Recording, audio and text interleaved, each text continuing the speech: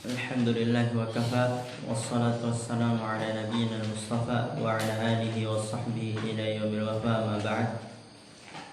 Rabbi shrah li sadri wa yassir li amri wahlul 'uqdatam min lisani yafqahu qawli.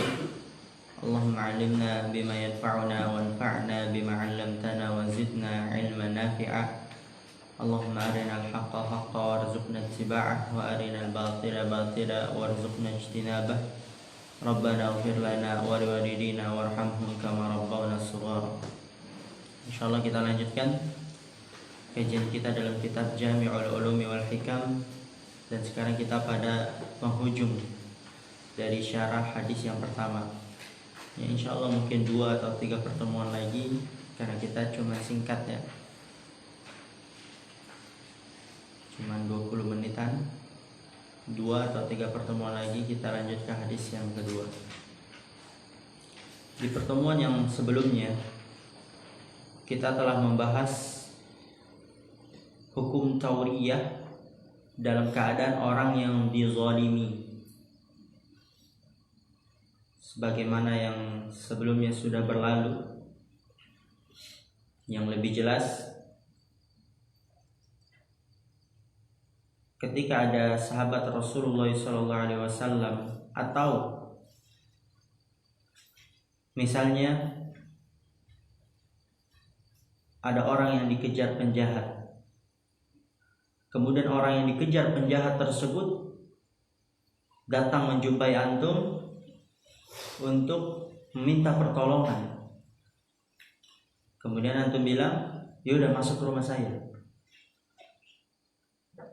Setelah itu antum pindah tempat dan datanglah penjahat itu. Di mana fulan? Kemudian antum katakan, semenjak saya di sini saya tidak melihat fulan. Maka itu tidak mengapa, dibolehkan dalam syariat.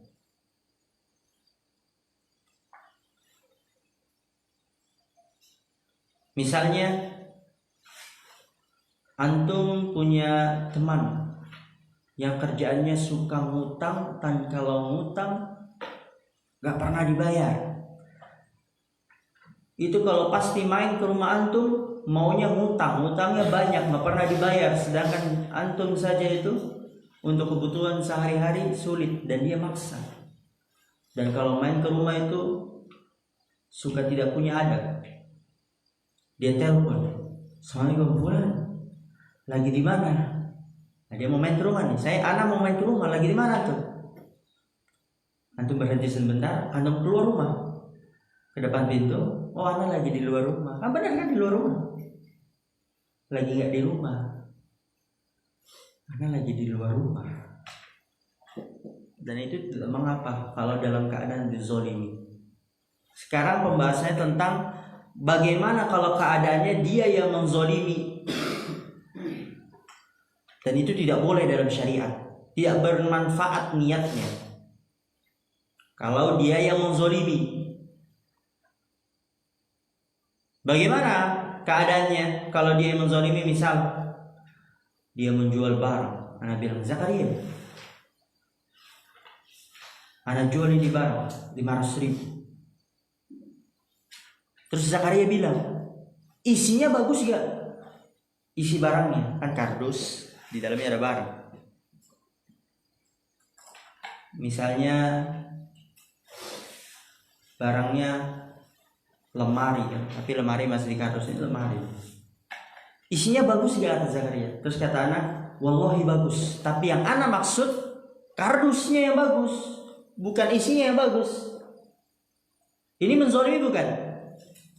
Menzolimi, dan ini tidak boleh.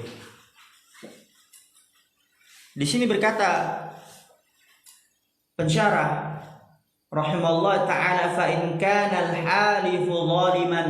Perhatikan harakatnya. Kita ketemu semua?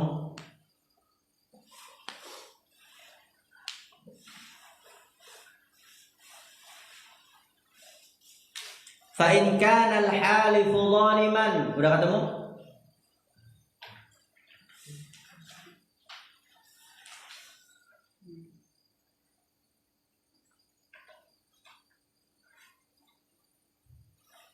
wa nawa khilafa ma halafahu alaihi gharimuhu.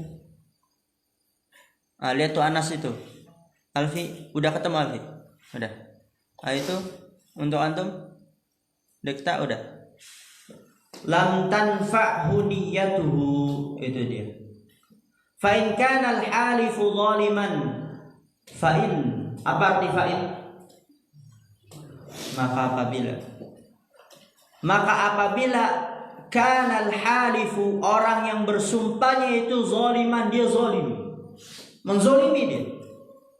Beda keadaannya dengan sebelumnya. Kalau sebelumnya dia zalimi, kalau ini dia menzolimi. Kalau yang bersumpahnya zalim, wa nawa khilafa ma halafahu alaihi gharimuhu, wa nawa, dan dia meniatkan khilafa, yang berbeda, ma halafahu, apa yang diminta sumpah, alaihi, atasnya, gharimuhu, oleh penuntutnya. Nah, antum terjemahkan dulu itu yang itu. Nawa, meniatkan, khilafah, yang berbeda, mahalafahu, apa yang diminta sumpah, alaihi, atasnya, oleh gharimuhu, orang yang menuntutnya atau penuntutnya, sama saja. Jadi di sini kata Syekh atau kata pensyarah rahimahullah, kalau ada orang yang bersumpah dan dia zalim, meniatkan, dan niatnya itu berbeda apa yang diminta sumpah oleh penuntutnya. Kayak tadi Anda bilang, Zakaria, Anda jual ini barang. Kemudian kata Zakaria, isinya bagus gak? Kan yang ditanya Zakaria apa? Isinya. Tapi Anda jawab bagus, tapi niat Anda berbeda apa yang dimaksud oleh Zakaria, yaitu apa? Kardusnya. Menzolimi itu, meniatkan yang berbeda apa yang dimintai sumpah oleh penuntutnya. Zakaria mintanya isinya bagus atau tidak, tapi ana niatkan wallahi bagus, ana niatkan berbeda dengan apa yang dimaksud Zakaria, yaitu kardusnya yang bagus maksudnya. Dan itu lam tanfa'hu niyyatuhu, tidak bermanfaat baginya niatnya. Tidak boleh, dusta dia. Kalau dia bersumpah, bayar kafarah.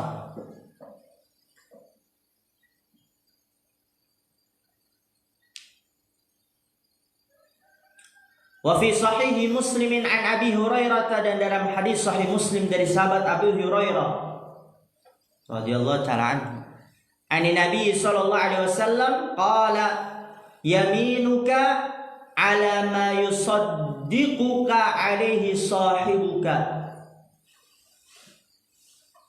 Yaminuka ala ma yusaddiquka alaihi sahibuka. Nabi sallallahu alaihi wasallam bersabda, yaminuka, sumpahmu. Yamin di situ artinya sumpah.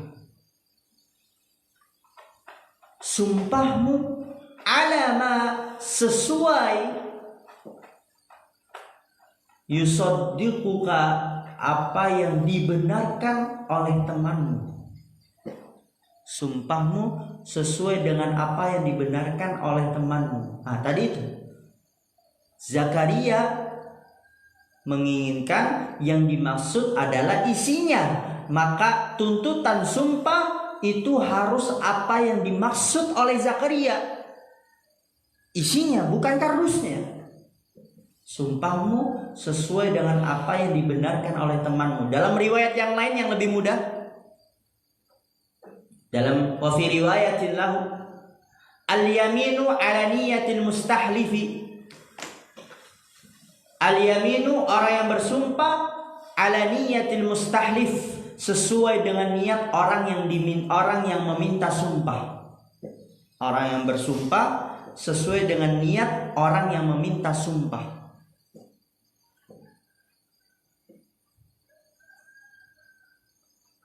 Misalnya pergi jalan-jalan ke Tongmang, Mas Aldi dia punya villa.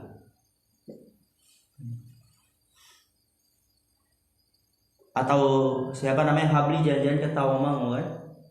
Si Azam punya villa. Habli telepon Azam ini 20 tahun kemudian misalnya udah pada punya anak, udah pada sukses. Dia telepon Azam, anak mau ke Tawangmangu ini, mau nginep di Pilantur. Woi bayarlah kata Azam kan. Berapa per malamnya? 3 juta. Woi mahal sekali mahal sekali. Emang vilanya bagus, luas. Kemudian kata Azam, wallahi bagus. Kan yang dimaksud Zakaria emang Zakaria kan? Habli vilanya isinya bagus, luas. Terus kata Azam, wallahi bagus. Tapi yang dimaksud oleh Azam, temboknya bagus, rumputnya bagus. Ternyata si Habli ke sana zong. Oh ini sempit. Oh ini dia seperti ini. Oh ini seperti itu. Kata antum bagus. Di mana bagusnya? Terus Azam bilang ya anak maksud kemarin lagi itu bagusnya temboknya Habli, rumputnya Habli. Antum bohong, itu nggak boleh seperti itu. Berarti menzolimi. Dan dalam hadis sumpah sesuai dengan niat orang yang memintai sumpah. Habli tadi mintanya vilanya isinya bagus gak, luas gak, dan Azam bilang wallahi bagus. Tapi yang dimaksud, yang diniatkan oleh Azam temboknya, rumputnya, berarti menyelisih. Sedangkan dalam hadis sumpah sesuai dengan niat orang yang memintai sumpah. Dan ingat kata Syekh di sini, wa hadza mahmulun 'ala zalimi. Wa hadza mahmulun 'ala zalimi. Wa hadza, dan hal ini sumpah harus sesuai dengan niat orang yang memintai sumpah, mahmulun, digiring, ala zalimi, atas orang yang menzalimi. Atau hal ini yang dimaksud adalah atas orang yang menzalimi. Jadi orang yang menzalimi itu niat sumpahnya harus sesuai dengan niat orang yang memintai sumpah kalau menzalimi. Tapi apa? Fa'ammal mazlumu fayanfa'uhu dzalik. Adapun orang yang dizalimi enggak apa-apa, bermanfaat baginya hal itu kalau dizalimi.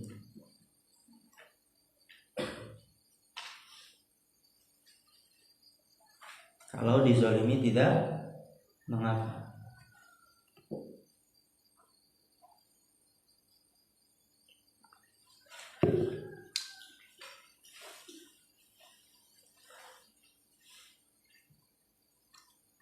Sebagaimana contoh-contoh yang sebelumnya. Waqad kharraja al-Imam Ahmad wa Ibnu Majah min hadits Suwaidi ibni Hanzalah. Qad kharraja al-Imam Ahmad, telah dikeluarkan oleh Imam Ahmad, wa Ibnu Majah, dan Ibnu Majah, min hadits Suwaid ibni Hanzalah, dari hadis Suwaid bin Hanzalah. Qal, dia mengatakan, lihat di sini hadisnya. Jadi kalau dizalimi enggak apa-apa. Kharajna nuridu Rasulullah sallallahu alaihi wasallam. Kharajna, kita keluar. Nuridu, menginginkan Rasulullah, dan menginginkan untuk menjumpai Rasulullah. Suatu ketika dia keluar dan menginginkan untuk menjumpai Rasulullah. Wa ma'ana Wa'ilu ibnu Hujrin, dan bersama kita, kan dia keluarnya banyak orang. Kita keluar ingin menjumpai Rasulullah, dan bersama kita terdapat Wa'il bin Hujr.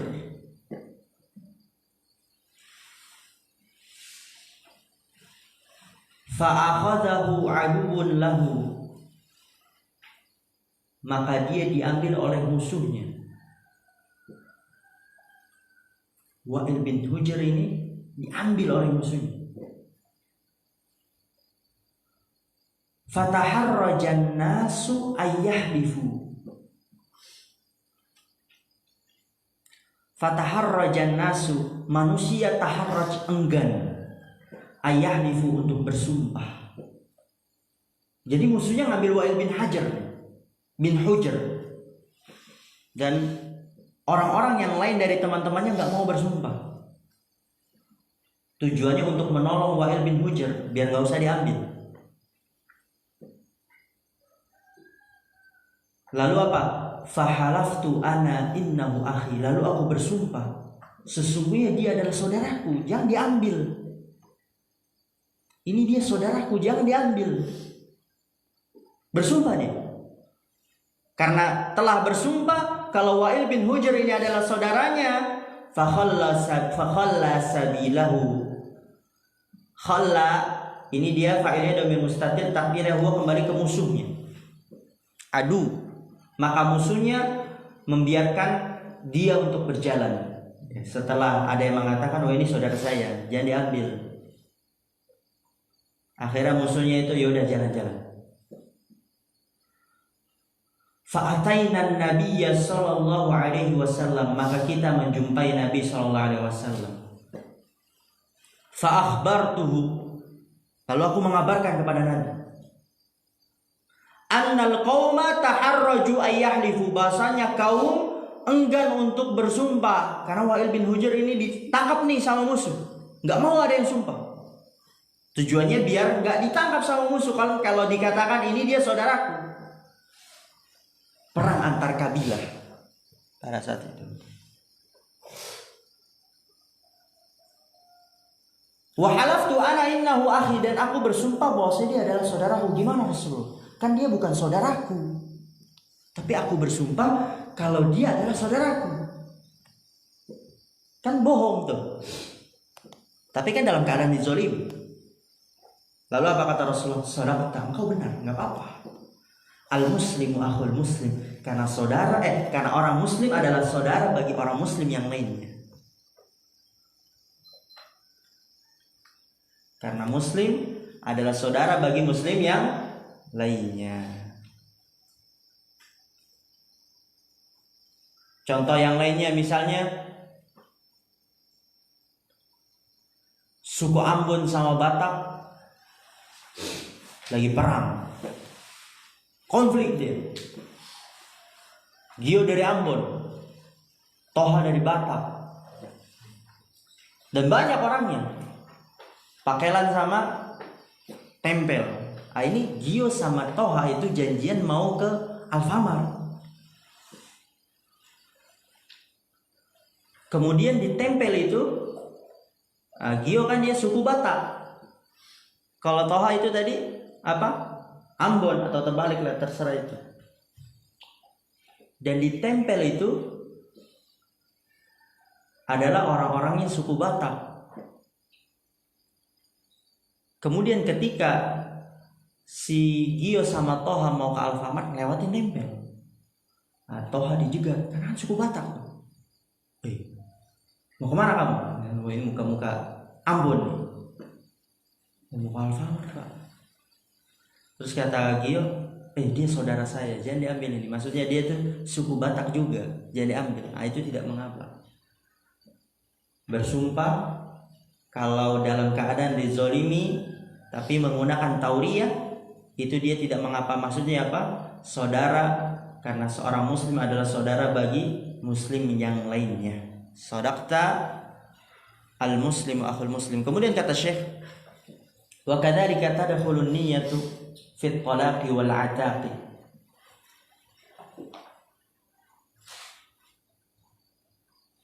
Dan begitu juga masuk dalam perkara niat fit talaq dalam masalah talak, wal ataq dan pembebasan budak.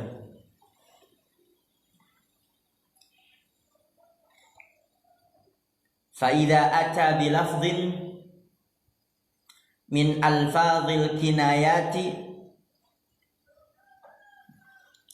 al-muhtamilati lit-talaqi awil ataqi fala budda lahu minan niyyati. Begitu juga masuk dalam hal niat perkara talak, cerai, dan ataq, pembebasan budak. Fa idza ata, apabila dia mendatangkan bilafdhin dengan lafaz min alfadhil kinayat, dari lafaz-lafaz kiasan al-muhtamilati lit-talaq, yang mengandung makna talak. Misalnya ada orang yang mengatakan kepada istrinya, kita putus. Lafaz talak ini, tapi lafaznya kiasan, tapi yang mengandung makna talak, maksudnya talak ini. Maka juga harus dilihat niat suaminya.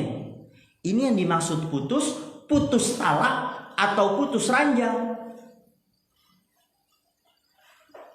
Kalau yang dimaksud putus talak, maka jatuh talak. Tapi kalau yang dimaksud putus ranjang, walaupun lafadznya zahirnya mengandung makna talak, maka nggak jatuh talak. Ya berarti cuman pisah ranjang doang. Maka juga masuk perkara niat dalam permasalahan talak dan pembebasan budak. Fa idza ata bi lafdhin, apabila dia mendatangkan dengan lafaz dari lafaz-lafaz kiasan, al-muhtamilati, yang mengandung makna talak, awil ata, pembebasan budak, fala budda lahu minan niyyah, maka harus baginya dari niat, ya dilihat niatnya.